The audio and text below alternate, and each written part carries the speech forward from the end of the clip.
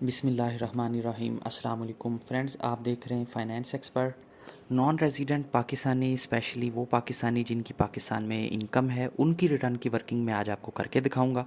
अगर आप ध्यान से देखेंगे तो इंशाल्लाह आप बड़े आराम से खुद वर्किंग कर सकते हो। एफबीआर पे आके आपने एफबीआर मालूमात जो है ये लाजमी ओपन करनी है, इसको आपने नहीं छोड़ना। ये आपको इस तरीके से ओपन होगा, सेम आयरस का लॉगिन आईडी पासवर्ड होता है।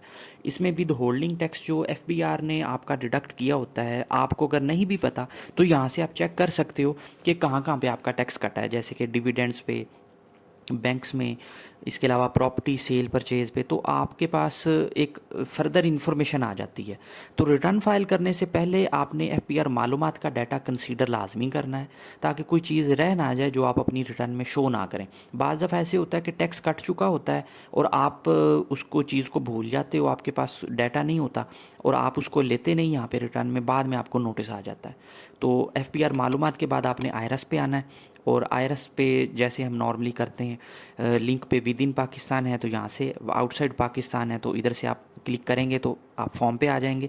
नॉर्मली आउटसाइड पाकिस्तान वाला लिंक पिछले साल वर्किंग नहीं कर रहा था, इस साल अब देखें अगर वर्किंग करता है तो यहाँ पे आपने लॉगिन करना है आयरस पे अपना। और यही सेम लॉगिन जो है आपका एफ बी आर मालूमात पे होगा, आपने उसको लाजमी ओपन कर लेना है। वरना कोई चीज़ अगर आपकी स्किप हो गई, रह गई, तो फिर बाद में आपको प्रॉब्लम होगी, आप रिवीजन की तरफ जाएंगे तो वो कोई अच्छा काम नहीं है। यहाँ पे ये हमने लॉगिन किया। और अगर अब आप की ड्राफ्ट में कोई फॉर्म पड़ा है तो पहले उसको डिलीट कर दें, क्योंकि वो नया फॉर्म आपको ओपन नहीं करने देगा। और इसके अलावा अब इसमें ये देखिएगा कि ये अक्सर लोग पूछते हैं कि चेंज पिन का जो ऑप्शन है वो कैसे आता है। तो ये चेंज पिन का ऑप्शन भी आप चाहें तो यहाँ से चेंज पिन भी कर सकते हैं। और ये नॉर्मल फॉर्म आपने ओपन करना है, क्योंकि अगर आपकी पाकिस्तान में इनकम है तो फिर आप नॉन रेजिडेंट का फॉर्म नहीं ओपन करेंगे। उस पर स्पेशली लिखा होता है having no Pakistan source income. Normal form में जब आप आएंगे तो सबसे पहले आपने एट्रीब्यूट में आना है, और यहाँ से आपने रेजिडेंशियल जो स्टेटस है इसको नॉन रेजिडेंट कर देना है बस। उसके बाद फॉर्म की वर्किंग जैसे मर्जी करते रहें आप। जी, ये मैंने यहाँ पे नॉन रेजिडेंट किया, अब मैंने डाटा में आना है। अब यहाँ पे हमने अपने डाटा को फिल करना है, जो भी हम हमारी इनकम्स हैं। तो ये प्रॉपर्टी से रिलेटेड है, इस पे मैं सेपरेट वीडियो भी अपलोड कर चुका हूँ, मैं और भी कर दूंगा। ये अभी फ़िलहाल मैं नहीं कर रहा, मैं जो मेन इनकम होगी उस पर फोकस करूँगा। बिज़नेस आपका है नहीं, अदर सोर्स में होगी एंट्री, वो दूसरे तरीके से हमने अभी करनी है। इसमें एक चीज़ मैं आपको क्लियर कर दूँ, ये जो फॉरेन सोर्स इनकम होती है ना, अक्सर नॉन रेजिडेंट इस पे जो है ना वो मतलब समझते हैं कि हमने यहाँ पे एंट्री करनी है। ये आपके लिए फॉर्म नहीं है। ये नॉन फॉरेन सोर्स इनकम वो होती है जो बंदा पाकिस्तान में रह के बाहर कोई काम कर रहा हो, बाहर सर्विसेज प्रोवाइड कर रहा हो, जैसे कि आईटी रिलेटेड सर्विसेज, सॉफ्टवेयर बनाते हैं लोग, ये उनके लिए होती है, ये आपके लिए नहीं है। तो आपने यहाँ पे कुछ नहीं करना। एग्रीकल्चर इनकम अगर आपकी कोई है वो यहाँ पे आप शो कर सकते हो।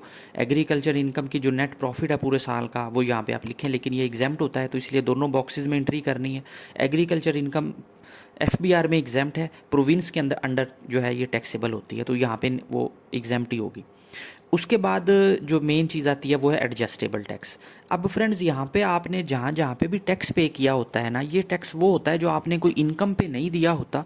ये आपने गाड़ी रजिस्ट्रेशन पे, कैश विदड्रॉल पे, बच्चों की स्कूल यूनिवर्सिटी की फ़ीस पे वो टैक्स पे किया होता है।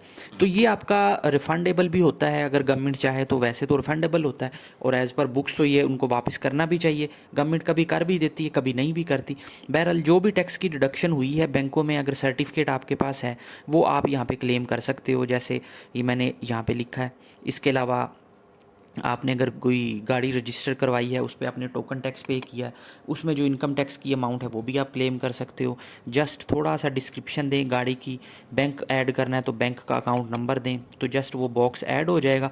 उसमें आप अपना जो भी टैक्स की डिडक्शन है वो यहाँ पे क्लेम कर सकते हो। ये आप सारी रीड कर लें वन बाय वन, क्योंकि काफ़ी आइटम्स हैं, मैं अगर सबको एक्सप्लेन करूँगा तो बहुत लंबी वीडियो हो जाएगी।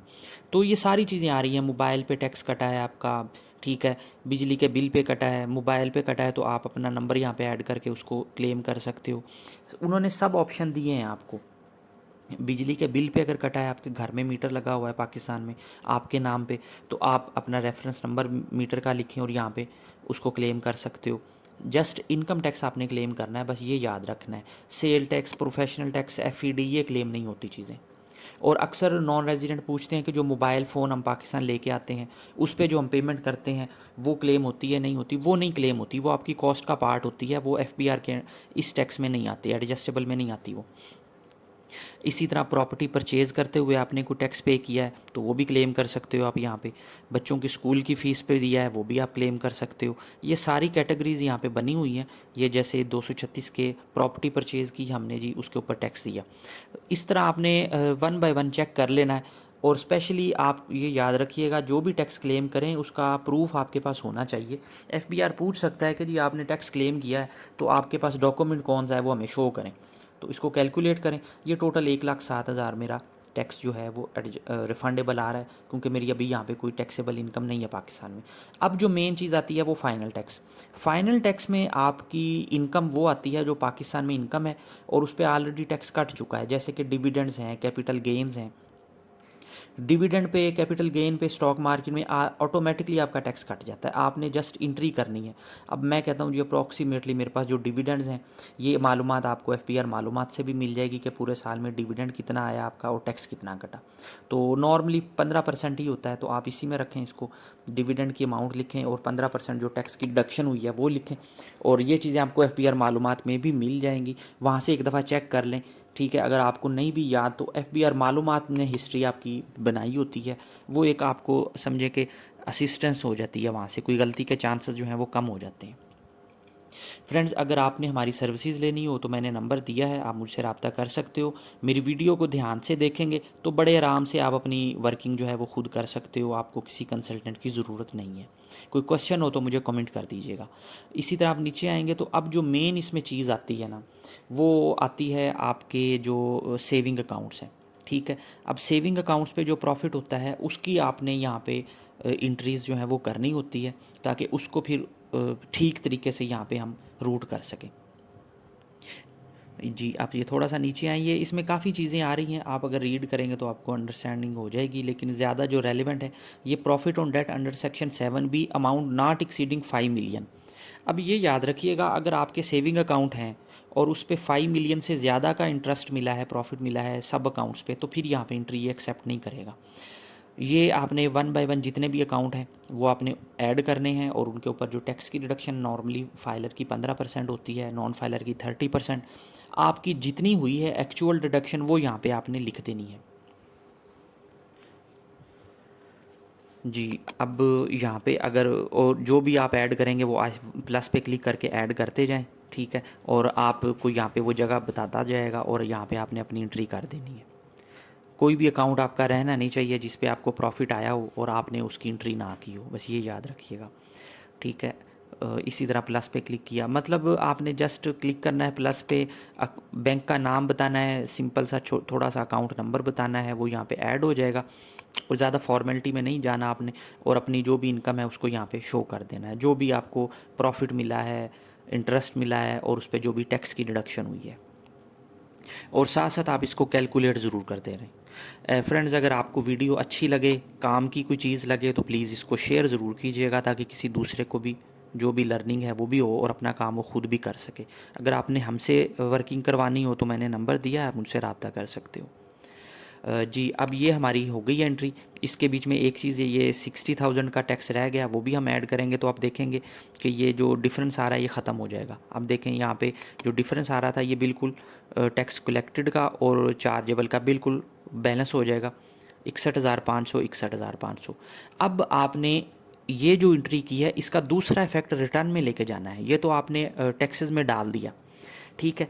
अब ये अदर सोर्स इनकम में आपकी दो चीज़ें आएंगी, एक तो आपने डिविडेंड लिया है, दूसरा आपने इंटरेस्ट लिया है, ठीक है, जो आपका प्रॉफिट था। तो इनकी सेपरेट सेपरेट एंट्रीज आपने करनी है, वो मैं अभी आपको करके दिखाता हूँ।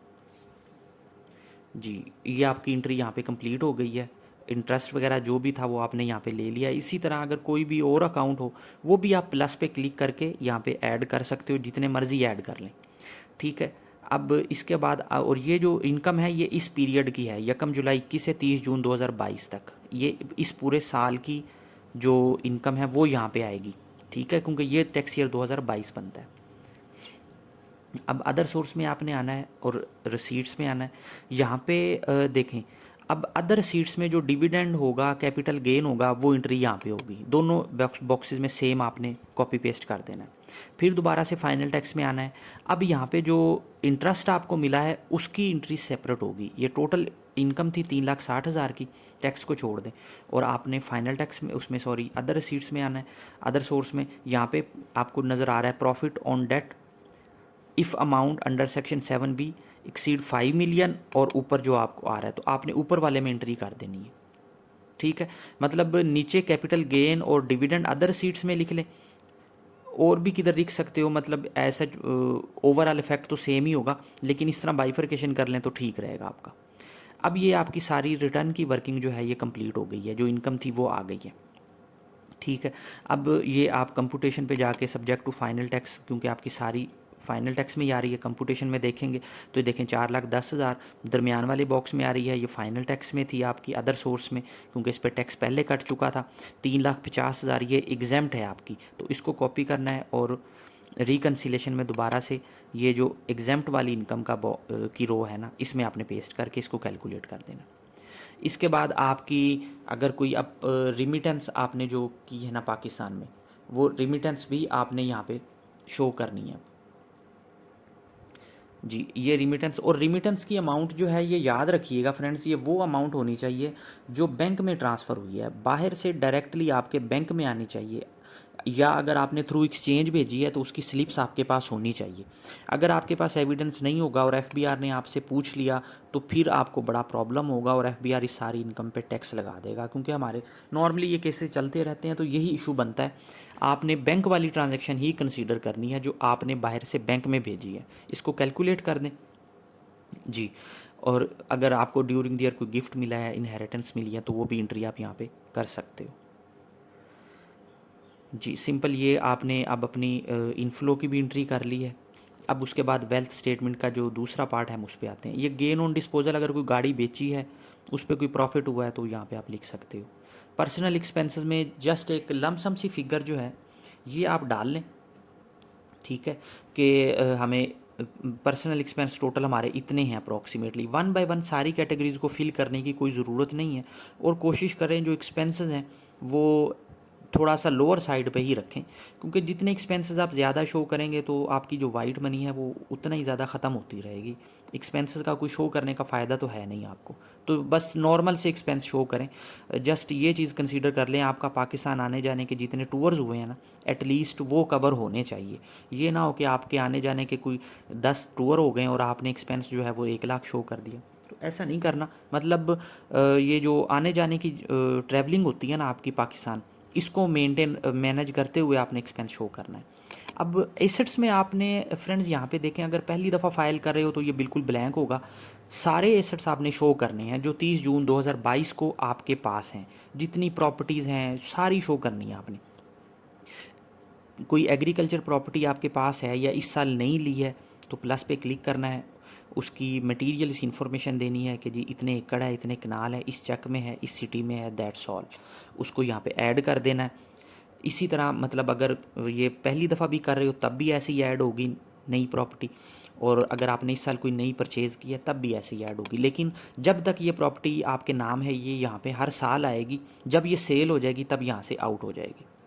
इसको कैलकुलेट कर दें, और इसकी वैल्यू भी आपने बढ़ानी नहीं कि ये मार्केट वैल्यू बढ़ गई है। ये वैल्यू जस्ट उसी वक्त बढ़ेगी अगर आपने इस पर कोई कंस्ट्रक्शन की है। जैसे ये एक प्रॉपर्टी है, मैं कहता हूँ जी इस पर इस साल मैंने जो है ना वो 5 लाख की रिनोवेशन की है, कंस्ट्रक्शन की है, तो मैंने 15 लाख से इसको मैं 2 मिलियन कर देता हूँ।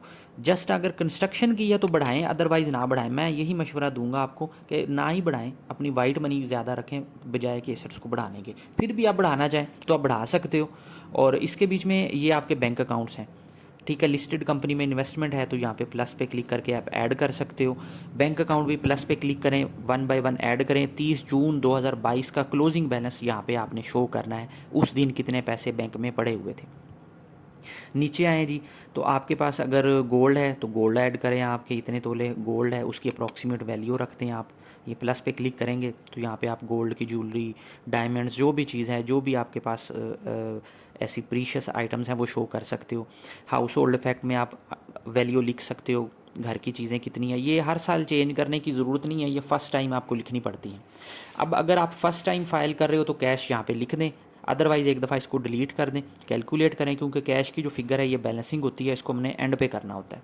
अगर फर्स्ट टाइम कर रहे हो तो फिर आप इसको फिल कर लें, जितना कैश आप रखना चाहें आप इन हैंड जो पाकिस्तान में पड़ा हुआ है वो यहाँ पे लिखें जी। अब अगर फर्स्ट टाइम फाइल कर रहे हो तो यहाँ पे जो डिफरेंस होगा अनरिकनसाइल्ड अमाउंट, ये पॉजिटिव होगी, अभी नेगेटिव है।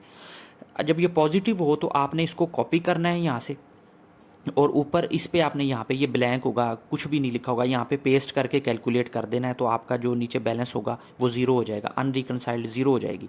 अगर दूसरी तीसरी दफ़ा कर रहे हो तो इसको कॉपी करना है आपने और कैश में पेस्ट कर देना है जब ये अमाउंट नेगेटिव में आ रही हो, इसको माइनस के साइन को ख़त्म कर देना है आपने और कैलकुलेट कर देना है। आपकी जो अनरिकनसाइल्ड अमाउंट है वो अब ज़ीरो हो जाएगी, क्योंकि अनरिकनसाइल्ड अमाउंट ज़ीरो होगी तो रिटर्न फाइल होगी, अदरवाइज़ वो रिटर्न सबमिट नहीं करेगा आपकी। जी, ये अब आपकी वर्किंग कंप्लीट हो गई है। अगर कोई एडमिटेड टैक्स बना है आपका, नॉर्मली बनता नहीं, फिर भी अगर कोई बना है तो पहले चालान बनाना होगा।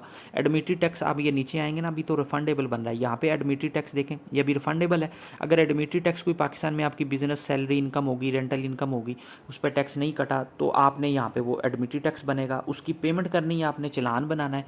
पेमेंट करने के बाद जब पेमेंट में आएंगे तो 2-3 घंटे के बाद चालान यहाँ पे आ जाएगा, इसको प्लस पे क्लिक करेंगे, इधर से सिलेक्ट करेंगे, वो इधर आ रहा होगा तो वो रिटर्न में अपलोड हो जाएगा। आपने दोबारा उसको कैलकुलेट करना है, तो जो आपकी रिटर्न में ये एडमिटेड टैक्स होगा वो ख़त्म हो जाएगा और आपका जो रिटर्न होगी वो फाइल करने के लिए रेडी हो जाएगी।